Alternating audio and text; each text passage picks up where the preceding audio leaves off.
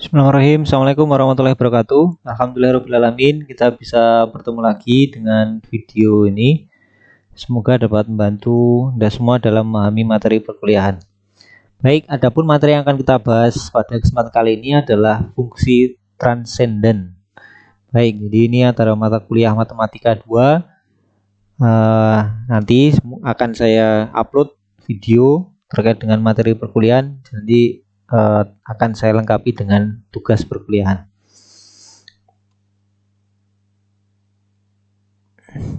Baik, adapun kompetensi yang diharapkan, jadi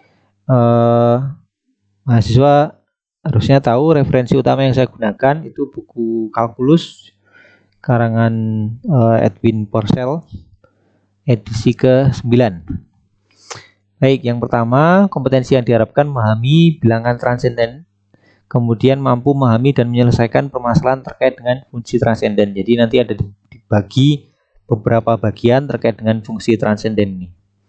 Kemudian outline-nya apa yang akan kita bahas nanti ada bilangan transcendental number, kemudian transcendental function, kemudian natural logarithm, kemudian turunan natural logarithm dan integral natural logarithm. Baik, ini adalah outline yang akan kita bahas di video materi pada kesempatan kali ini. Sekarang kita masuk ke materi pertama, yaitu transcendental number atau bilangan transenden. Baik, pada bagian ini saya akan menjelaskan terkait dengan sistem bilangan yang ada di matematika. Ini adalah klasifikasi bilangan secara umum yang dikenal di dalam teori matematika. Jadi bilangan yang paling dasar itu yang kita sebut sebagai bilangan cacah atau counting number. Jadi semua bilangan bulat positif. Ini yang paling kecil ini sebutnya.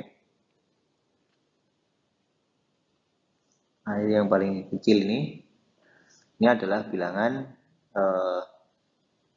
counting number atau bilangan cacah. Kemudian itu bilangan whole number itu salah satu penemuan evolusi nilai angka yang pertama. Yang selanjutnya itu dikenalnya angka 0. Karena angka 0 ini adalah jembatan menuju angka yang selanjutnya. Jadi ini masuk angka 0. Kemudian evolusi selanjutnya itu adalah integer. Di poin ini, di bilangan integer ini semua bilangan bulat baik positif maupun negatif. Kemudian evolusi selanjutnya, jadi dari bilangan cacah ke whole number, kemudian ke bilangan integer.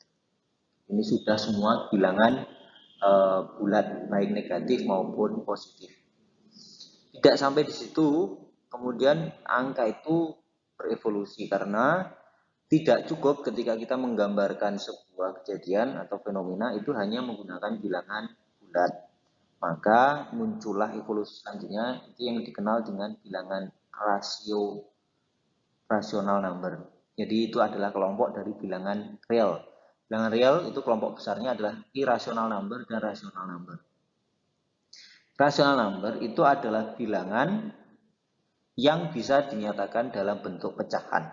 Sementara irrational number itu adalah anggota bilangan real yang tidak bisa dinyatakan dalam bentuk pecahan. Misalkan akar 2, min akar 5, akar pangkat 3, 26.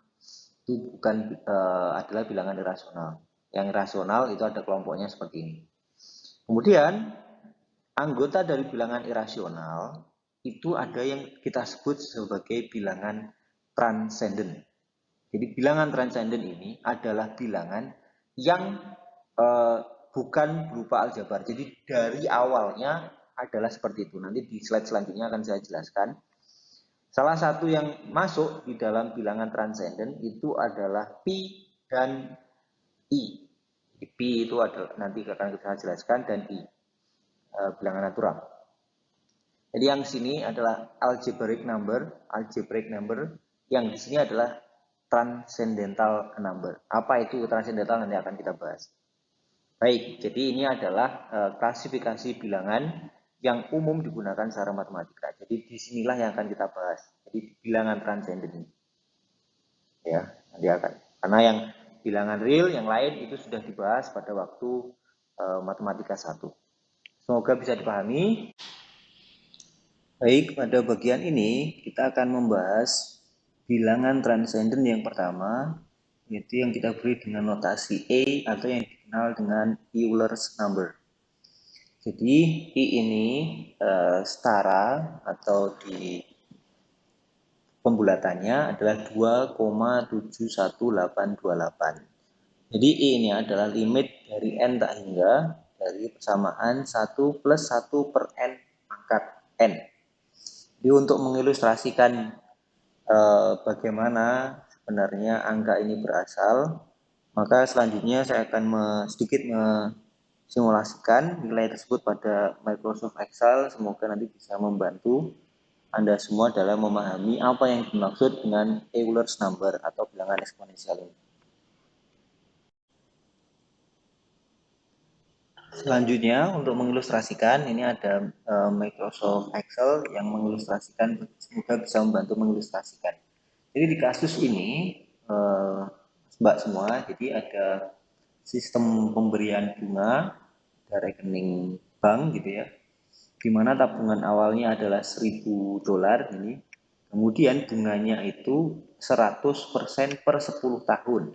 Jadi dalam 10 tahunnya dia nanti akan mendapatkan bunga 100%. Maka kita simulasikan, maka di tahun pertama ini besaran tabungannya adalah sama dengan tabungan awal. Ini juga tahun sebelumnya, itu juga seterusnya. Tahun ke-6 masih sama, tahun ke-7 masih sama, tahun ke-8 juga masih sama, tahun ke-9 masih sama, baru di tahun ke-10 besarnya tabungan itu adalah sebesar tabungan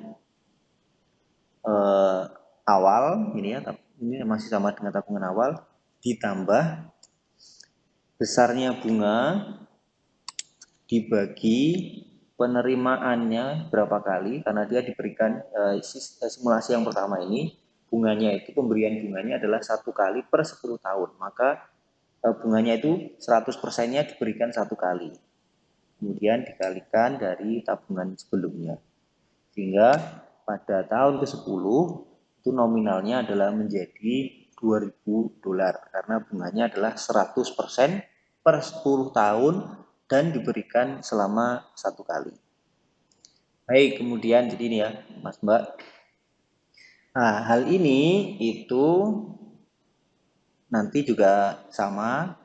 Faktor pengalinya itu sesuai dengan formula Euler itu, di mana dia limit N sama dengan menurut N tak hingga 1 plus 1 per N pangkat N. Atau kalau kita simulasikan di sini, penambahannya adalah 1 plus, ini bunganya tadi, 100% per N-nya itu adalah berapa kali bunga itu diberikan, kemudian dipangkatkan dengan N. Nah, jadi faktor pengalinya adalah 2. Nah, ini setara. Jadi kalau 1000, ini faktor pengalinya menjadi 2000, jadi 2 kalinya. Jadi tabungan akhir adalah 2000. Jadi sama. Kita mau pakai simulasi yang kiri secara formulasi, ataupun kita menggunakan faktor pengali untuk mendapatkan tabungan di akhir tahun ke-10 itu juga sama. Yang kedua, itu kondisinya adalah pemberian bunga itu 1 kali per 5 tahun. Artinya dalam rentang waktu 10 tahun itu diberikan bunganya itu sebanyak 2 kali ya. Maka di sini di tahun pertama masih sama, tahun kedua juga masih sama, tahun ketiga masih sama, tahun keempat masih sama. Di tahun kelima ini baru beda. Berapa besarnya penambahannya adalah tabungan awal di tahun keempat itu ditambah dengan 100% ini dibagi pemberian bunganya adalah 2 kali dikalikan tabungan sebelumnya. Ini ya. Kemudian tahun ke-6 sama, tahun ke-7 sama dengan periode sebelumnya, Tahun ke-9 juga masih sama. Lah tahun ke-10 ini beda, jadi 1.500 ditambah tadi 100% per berapa kali diberikannya adalah 2 kali dikalikan tabungan sebelumnya. Di akhir ini adalah 2.250. Ini juga kita bisa menggunakan rumus yang di atas itu, rumus Euler itu, yaitu sama dengan dalam kurung 1 plus bunganya tadi adalah 100% per, ini di dalam kurung,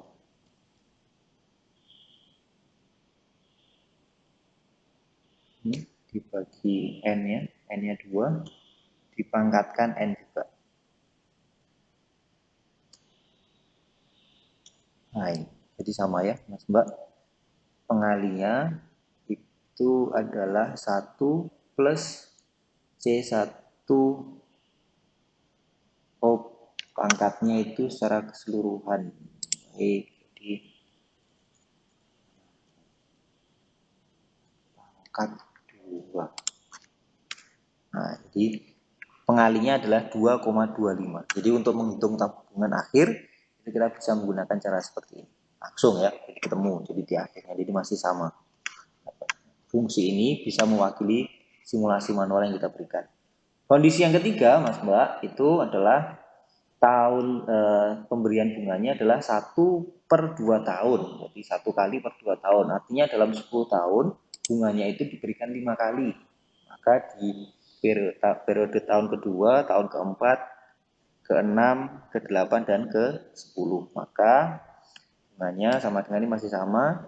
Kemudian di tahun kedua bunganya itu berarti tabungan sebelumnya ditambah dalam kurung 100% per 5 dikalikan tabungan sebelumnya.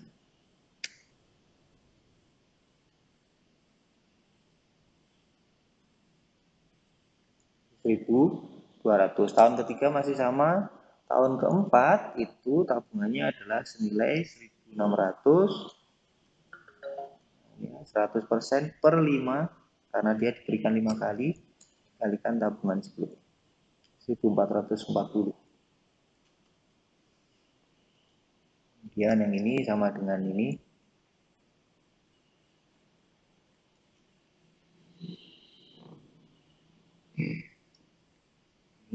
Plus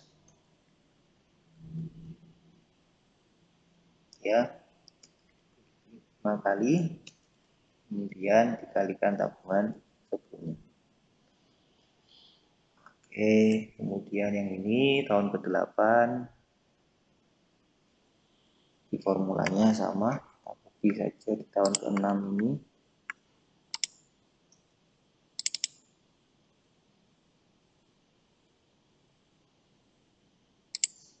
pembaginya adalah ini.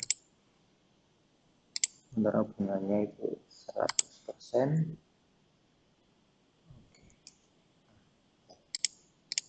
Ini sama dengan ini.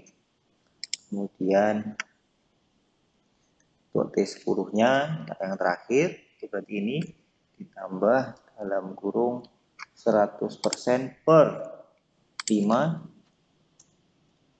dikalikan tabungan sebelumnya. Di 2488,32. Atau kita bisa menggunakan faktor pengalinya untuk mendapatkan tabungan akhir. Yang di atas itu 1 plus 1 per tabungannya 100% diberikan 5 kali pangkat 5. Baik. Nah ya, sama ya Mas Mbak ya. Kemudian untuk tahun ke-10 ini bunganya adalah per tahunnya itu 10%. Artinya ini ditambahkan dengan per 10 dikalikan dengan tabungan sebelumnya.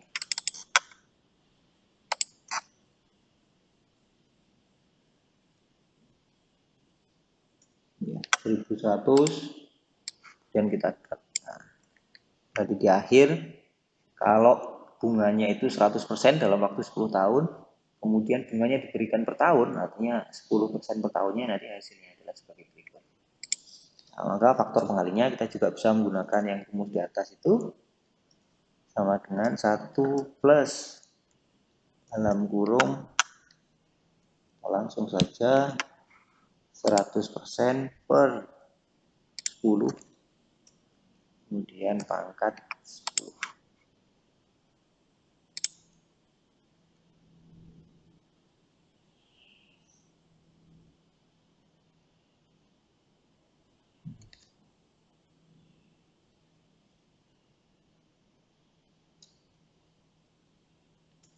Baik. 2,593 jadi sama. Nah, kemudian karena ini kalau yang selanjutnya itu 1 kali per bulan, artinya bunganya itu diberikan 120 kali. Jadi sudah nggak memenuhi ya, Mas Mbak ya. Apa namanya? Simulasi ini karena kita cuma maksimum yang terlihat itu 15, karena ini 120 kali. Kita langsung aja hitung. Ini kita bisa drag dari atas 10 kali, yang ini 20 kali. 120 kali. Baik, nah jadi Mas Mbak bisa lihat di sini semakin rapat ya. Jadi misalkan bunganya itu diberikan per bulan, maka itu 120 kali. Kemudian yang ini per minggu, berarti dalam 10 tahun itu ada 540 minggu. Maka dia diberikannya 200 ini dibagi 540 dipangkatkan 540. Kemudian yang kasus ini itu diberikan per hari. Artinya kalau per hari maka 1 tahunnya itu 365 hari, maka kalau 10 tahun maka ada 3.650 hari. Maka di sini juga dipangkatkannya dengan 3.650. Kemudian yang di sini itu kalau diberikan per jam, artinya hari tadi dikalikan 24. Itu maka dalam 10 tahun itu ada 87.600 jam. Maka faktor pengalinya adalah sebagai berikut. Jadi dipangkatkan itu 2,78 sekian. Kemudian kalau per menit, maka jam tadi itu dikalikan 60, maka ketemu angka adalah 5.200.556.000. Nah, itu faktor pengalinya 2,18 dan seterusnya itu kalau per detik, dan yang ini 10 kali per detik. Jadi semakin rapat. Jadi Mas Mbak ini bisa dilihat di sini bahwa angkanya itu mendekati bilangan Euler tadi 2,78, 2,718, 281 dan seterusnya. Jadi ini mendekati bilangan Euler. Maka ini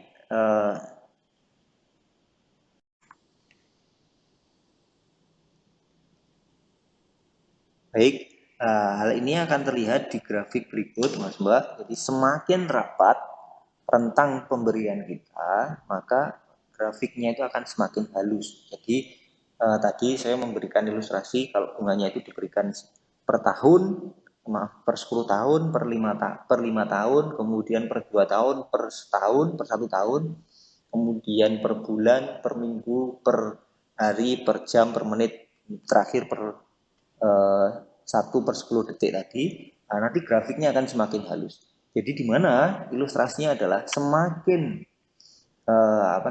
pemberian bunganya itu semakin halus, maka sebenarnya dia akan mengarah pada angka ini, angka Euler ini. Maka dialah yang disebut sebagai konstanta eksponensial atau E. Jadi kalau kita melihat grafik yang seperti ini, maka itu berasal dari Euler number yang merupakan salah satu anggota dari bilangan transenden. Jadi transenden itu adalah bilangan yang melampaui bilangan algebra yang selama ini ada. Jadi ini ada given ya. Jadi kita nggak tahu asalnya dari mana. Yang jelas dia dari konstanta eksponensial atau yang kita sebut sebagai Euler number. Baik, ini adalah bilangan transcender yang pertama, yaitu yang kita sebut dengan Euler number. Semoga bisa dipahami.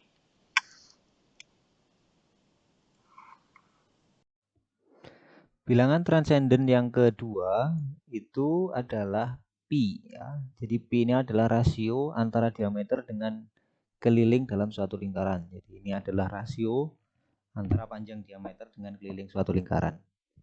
Pi ini pertama kali diperkenalkan pada masa Babilonia, itu kira-kira di tahun 2010 Masehi, di mana angkanya itu adalah 3,125, jadi yang paling dahulu. Kemudian hari ini Pi itu diartikan sebagai bilangan 3,14 hingga 20 digit. Jadi ini, dan itu masih berlanjut terus. Jadi ini tidak bukan bilangan rasional. Maka karena angkanya itu given, di Mas Mbak perlu ketahui, jadi hampir semua benda di alam semesta yang istimewa itu bentuknya lingkaran. Jadi planet, bintang, bulan, matahari, dan hampir semua benda di angkasa itu bentuknya lingkaran. Dan lingkaran yang kecil itu rasio antara diameter dan kelilingnya adalah pi. Jadi angka ini beberapa peneliti menyebutnya sebagai angka Tuhan karena ini rasionya sudah given dari alam semesta. Nah, ini adalah salah satu nilai transenden karena dia bukan berasal dari operasi matematika. Jadi kalau 2 itu operasi matematika, jadi 4 dibagi 2. Tapi kalau pi tidak, dia tidak dibentuk oleh operasi bilangan manapun karena dari awalnya nilainya sudah seperti ini. Jadi 3,14 sekian. Ini adalah dua bilangan transenden yang kita bahas, yaitu yang pertama tadi Euler number atau I, itu adalah konstanta laju eksponensial, dan selanjutnya adalah pi, yaitu 3,14 yang merupakan rasio antara diameter dengan keliling suatu lingkaran. Pada bagian selanjutnya kita akan masuk ke fungsi transenden. Jadi kalau tadi kita berbicara terkait dengan bilangan transenden atau transcendental number, sekarang kita ke fungsi transenden atau transcendental function.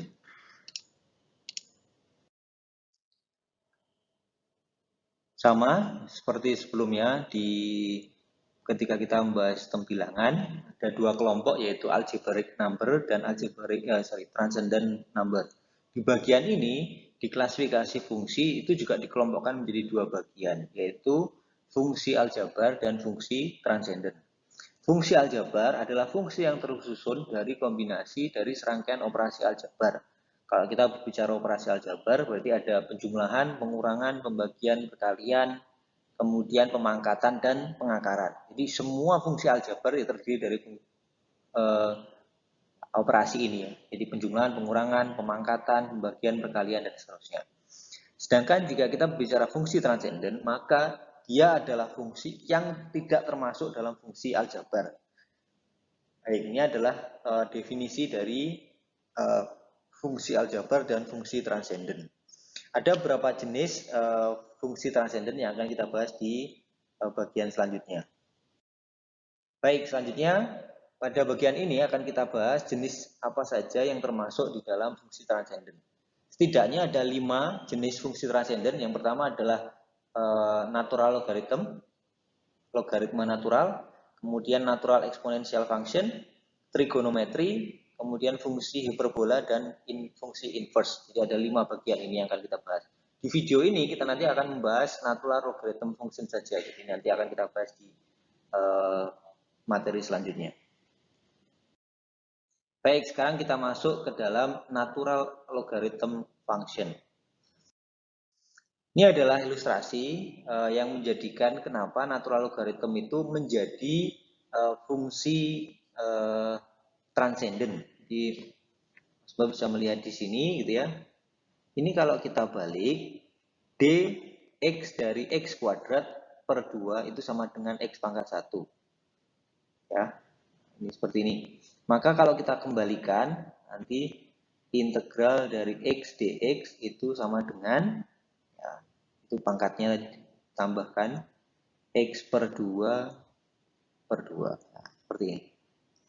Kemudian, turunan dari x itu sama dengan x pangkat 0 atau 1.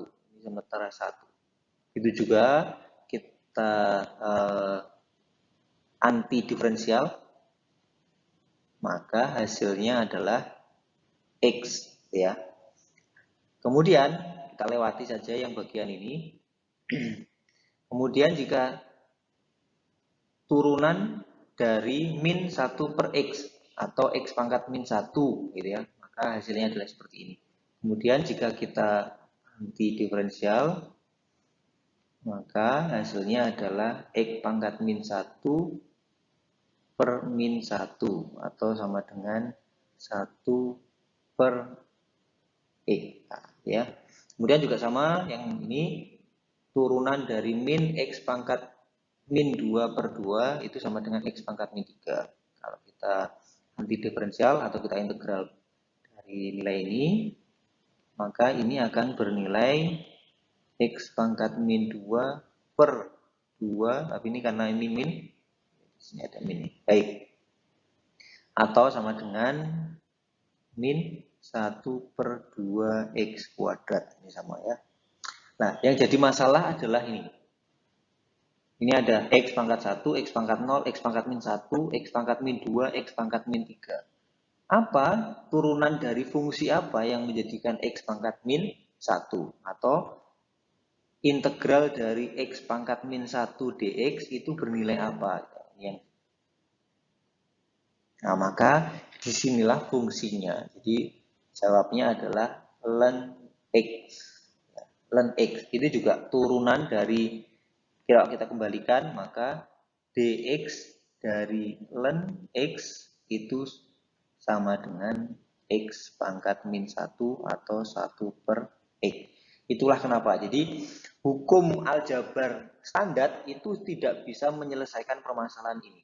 Maka ln X itu yang disebut sebagai fungsi transenden karena dia melampaui fungsi aljabar yang dikenal saat ini. Ya, jadi itu kenapa natural logarithm itu disebut sebagai transcendental function. Baik, selanjutnya yang akan kita bahas adalah terkait dengan natural logarithm function, di mana ln X itu sama dengan integral 1 hingga X 1 per T dt, di mana X haruslah lebih besar sama dengan 0. Jadi, Mas Mbak semua, ln X itu adalah luasan dari fungsi 1 per T dt mulai X-nya sama dengan 1 hingga sama dengan X. Nah, di sini ada keterangan bahwa jika luas areanya itu antara, di sini yang bawahnya itu, di mana X-nya itu lebih dari 1, maka Y sama dengan 1 per T fungsinya, maka ln X sama dengan area dari yang dihasil ini, jadi R. Jadi luasnya 1 hingga X. Namun, Mas Mbak, jika X-nya itu kurang dari 1, tapi tetap lebih besar sama dengan 0, jadi di antara 0 sampai 1, maka ln X itu adalah min area dari R. Jadi nilainya itu dinegatifkan, karena nanti kalau terbalik kan dinegatifkan ya. Jadi karena batas bawahnya yang lebih besar. Nah, itu yang diminkan. Tapi intinya adalah bahwa ln X itu adalah area yang terbentuk dari fungsi 1 per T dt, integral dari 1 per T dt mulai 1 hingga X. Sekali lagi catatannya adalah untuk X lebih besar sama dengan 0. Baik, selanjutnya yang akan kita bahas adalah terkait dengan properti dari natural logarithm atau ln X. Dimana yang pertama itu ln 1 sama dengan 0 ya Mas Mbak. Jadi ini harus dipahami bahwa ln 1 sama dengan 0. Kemudian ln AB itu berlaku hukum distributif di sini, itu sama dengan ln A plus ln B. Kemudian ln A pangkat N itu sama dengan N ln A. Kemudian yang terakhir ln A per B itu sama dengan ln A min ln B. Jadi ini adalah properti dari natural logarithm. Nah, ini sebenarnya sudah dibahas pada saat kita di materi logaritma, jadi properti ini di matematika 1. Semoga bisa direview lagi. Nah, tapi di sini saya tidak akan membuktikan karena ini tinggal aplikasi di fungsi transenden saja. Saya sampaikan beberapa properti yang nanti akan bisa digunakan untuk membantu proses komputasi atau perhitungan di dalam beberapa contoh soal yang akan digunakan. Selanjutnya, untuk membantu Anda semua dalam memahami materi bahasan, selanjutnya akan kita sajikan beberapa contoh soal yang harapannya bisa membantu Anda semua dalam memahami materi yang sedang dibahas. Pada bagian awal telah disampaikan bahwa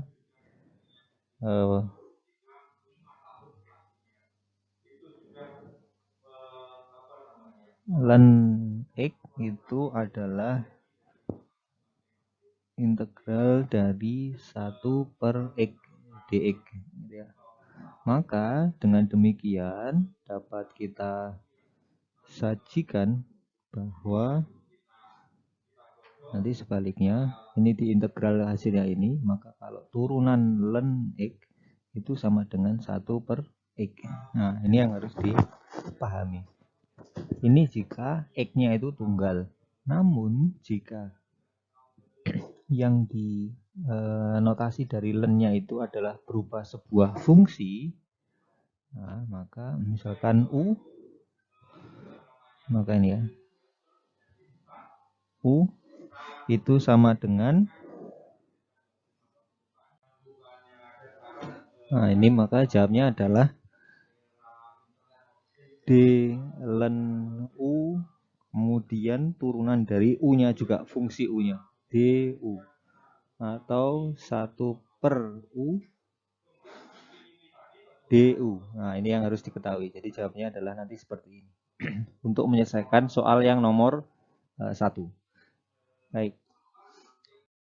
Sehingga untuk mengerjakan soal berikut, nah, maka kita misalkan bahwa akar X, U itu sama dengan akar X atau sama dengan X pangkat setengah. Gitu ya. Maka untuk menjawab soal ini, nanti kita misalkan D ln U itu sama dengan, nah maka ini kalau kita turunkan dulu ya, DU terhadap X artinya D X pangkat setengah terhadap X itu sama dengan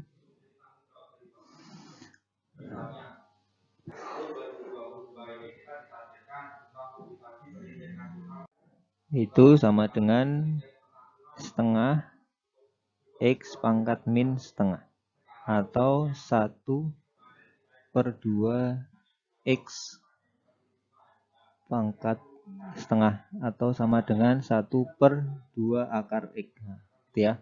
Jadi DU-nya itu adalah ini. Kemudian ini itu DU sama dengan 1 per U dikalikan DU atau sama dengan U-nya itu ini ya.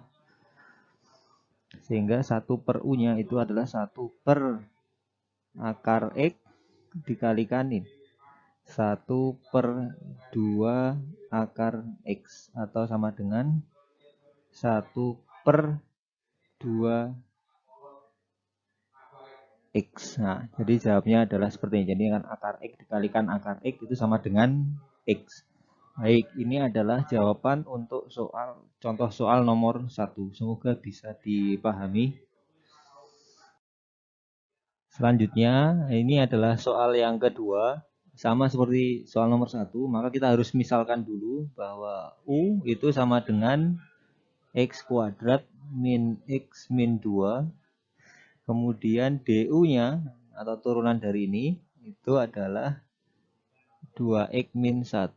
Nah ini ya, baik. Itu DU per DX.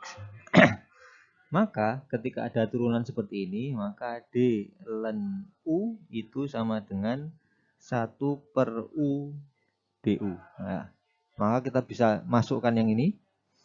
Sama dengan 1 per X kuadrat min X min 2. DU-nya adalah yang ini. Nah, dikalikan 2X min 1. Atau sama dengan 2X min 1 per X kuadrat min X min 2. Berarti inilah jawaban dari solusi permasalahan yang ini. Semoga bisa dipahami, Mas Mbak. Ini adalah jawaban untuk contoh soal nomor 2.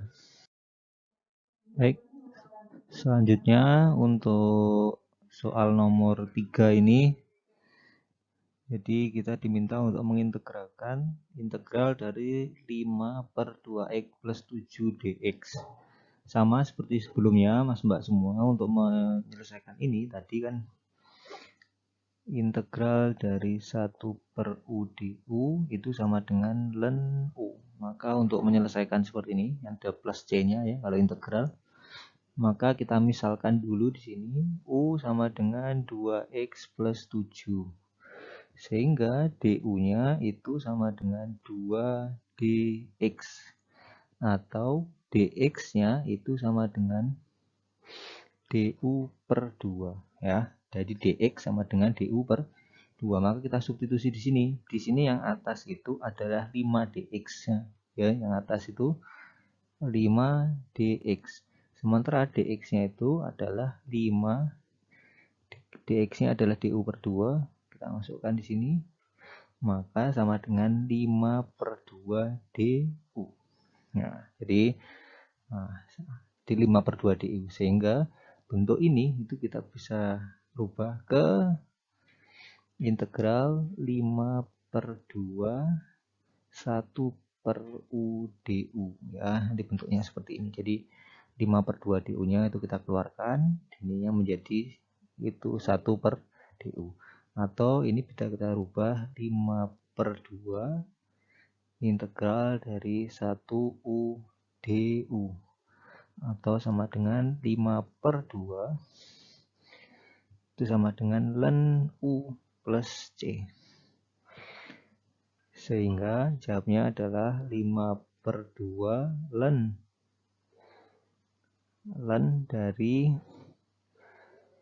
2x plus 7 plus c.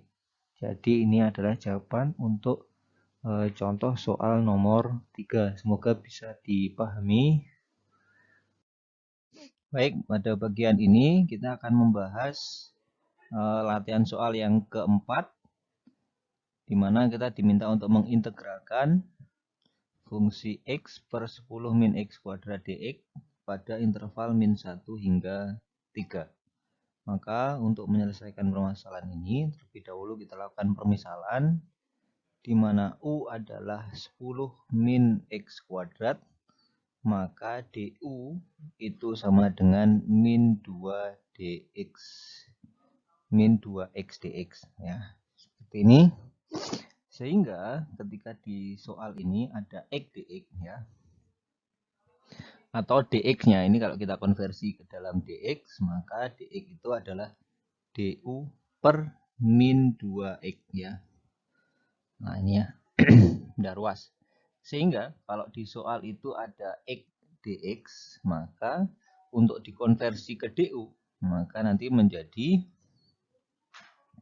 dikalikan x dikalikan du per min 2x atau sama dengan minus 1/2 du. Jadi x-nya ini dicoret ya.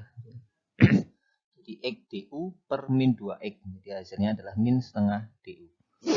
Baik, jika permasalahannya seperti ini, kalau kita konversi ke soal, kita kembalikan ke soal lagi, maka soalnya itu bisa kita rubah di min 1, 3. Terus kemudian di sini ada min setengah. Kemudian 1/u du gitu ya. Nah, jadi bisa dikonversi seperti ini. Karena x dx-nya itu bisa kita konversi menjadi min setengah du. Jadi di sini setengah du. Baik, kemudian kita bisa pindah ruas, min setengahnya kita keluarkan, integral min 1, 3, 1/u du. Atau dari sini kita bisa lakukan operasi integral secara langsung, di mana hasilnya adalah min setengah. Kemudian sini ada ln u dalam interval min 1 hingga 3 atau min setengah ln dalam kurung 10 min X kuadrat antara min 1 hingga 3. Kalau kita konversi lebih lanjut, maka min setengah kita masukkan ini min 3 ke sini. Jadi kalau 10 min ya dalam kurung ln 10 min 3 kuadrat dikurangi ln 10 min 1 kuadrat. Nah, baik seperti ini ya, sehingga sama dengan min setengah ln 10 dikurangi 3 kuadrat itu ln 9, itu sama dengan ln 1 min ln 10 min 1 kuadrat, jadi min 1, jadi ln 9. Atau kalau kita konversi, ini kita masukkan kalikan ke sini, maka setengah ln 9 dikurangi setengah ln 1 ya, ini ya, min dikalikan 1 minus min 1 setengah dikalikan minus ln 9, hasilnya adalah positif setengah ln 9. Baik, ini adalah hasil dari soal integral dari fungsi X per 10 min X kuadrat pada interval antara min 1 hingga 3 dx. Baik, semoga bisa dipahami. Baik, tadi adalah materi untuk perkuliahan terkait materi fungsi transenden bagian pertama, yaitu natural logarithm. Semoga bisa membantu Anda semua dalam memahami materi bahasan. Saya akhiri, wassalamualaikum warahmatullahi wabarakatuh.